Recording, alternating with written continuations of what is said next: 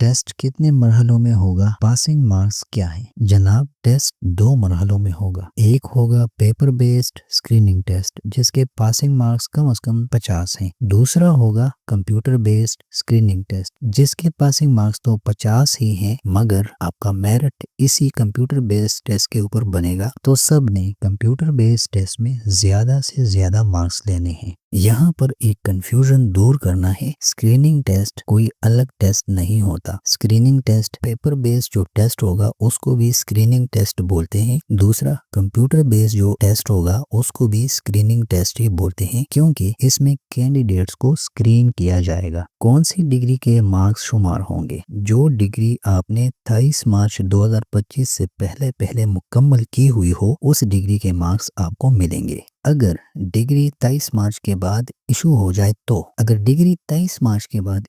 जाए तो भी कोई मसला नहीं। आपकी डिग्री या ट्रांसक्रिप्ट के ऊपर रिजल्ट डिक्लेरेशन डेट को देखा जाएगा, ना कि आपकी डिग्री के इशू डेट को देखा जाएगा। अगर मेरे पास अभी डिग्री ना हो तो क्या होगा? अगर आपके पास अभी डिग्री नहीं है और सिर्फ ट्रांसक्रिप्ट है तो आप इसी ट्रांसक्रिप्ट के ऊपर अप्लाई कर सकते हैं और साथ में अपनी यूनिवर्सिटी से डिग्री के हुसूल के लिए भी आप अभी से अप्लाई करें। इंटरव्यूज के होने तक आपकी डिग्री आ चुकी होगी। अगर आपके पास शनाख्ती कार्ड नहीं है तो क्या होगा? अगर आपके पास शनाख्ती कार्ड नहीं है यानी आपका शनाख्ती कार्ड नहीं बना तो आप अप्लाई नहीं कर सकते, क्योंकि बगैर शनाख्ती कार्ड के आपका बायोमेट्रिक वेरिफिकेशन नहीं हो सकता, इसलिए आप अप्लाई नहीं कर सकते। हमारे यूनियन काउंसिल में या जिले में कोई पोस्ट नहीं है तो क्या होगा? अगर आपके यूनियन काउंसिल के अंदर कोई पोस्ट नहीं है तो आप किसी दूसरे यूनियन काउंसिल के पोस्ट के ऊपर अप्लाई नहीं कर सकते। अगर आप ऐसा करेंगे तो इसका मतलब ये होगा कि आपका यूनियन काउंसिल यही है जो कि असल में आपका है ही नहीं। इसी तरह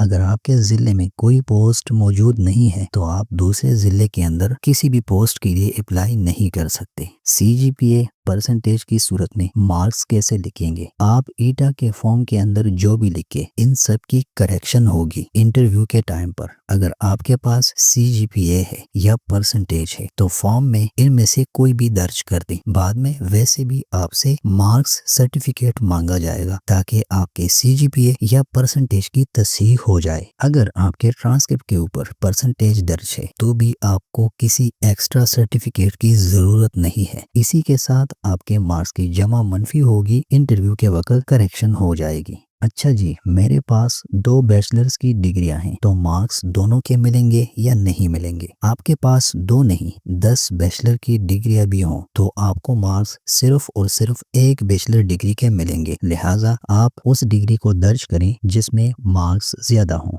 क़िरात, हिफ्ज़ और शहादतुल आलमिया के मार्क्स कहाँ पर शुमार होंगे? क़िरात हिफ्ज़ के मार्क्स आपको सिर्फ और सिर्फ कारी कारिया के पोस्ट के लिए मिलेंगे। इसी तरह शहादतुल आलमिया के मार्क्स आपको सिर्फ और सिर्फ AT और TT के पोस्ट के लिए मिलेंगे। बाकी किसी भी पोस्ट के लिए ये मार्क्स शुमार नहीं होंगे। CT सर्टिफिकेट और PTC सर्टिफिकेट के मार्क्स शुमार होंगे या नहीं होंगे? इसका जवाब ये है कि नहीं। मार्क्स पॉलिसी के अंदर इन दोनों के लिए कोई मार्क्स नहीं रखे गए हैं। शहादतुल आलमिया और मैट्रिक अगर किया हुआ है तो क्या होगा? ये सवाल बार बार पूछा जा रहा था कि मेरे पास शहादतुल आलमिया है और मेरी तालीम सिर्फ और सिर्फ मैट्रिक तक है, AT और TT के लिए अप्लाई करना है, तो इस केस में फॉर्म के अंदर हाईएस्ट क्वालिफिकेशन में क्या लिखूं? तो इसका जवाब सुन लें। अगर आपने सिर्फ और सिर्फ मैट्रिक किया हुआ है और आपके साथ शहादतुल आलमिया का सनद है तो आप हाईएस्ट क्वालिफिकेशन के अंदर MA यानी मास्टर्स हाईएस्ट क्वालिफिकेशन सेलेक्ट करेंगे, क्योंकि AT और TT के पोस्टों के अंदर आपके शहादतुल आलमिया के मार्क्स बतौर MA भी कंसिडर होंगे। ये थे वो सवालात जो अभी मुझसे हो चुके हैं। अगर इनके अलावा आपका कोई भी सवाल है तो इस वीडियो के ऊपर कमेंट करें, मैं जल्द अज जल्द आपको जवाब दूंगा। तब तक के लिए आप अपना ख्याल रखें और अपनी पढ़ाई पर तवज्जो दें। अस्सलामु अलैकुम व रहमतुल्लाहि व बरकातहू।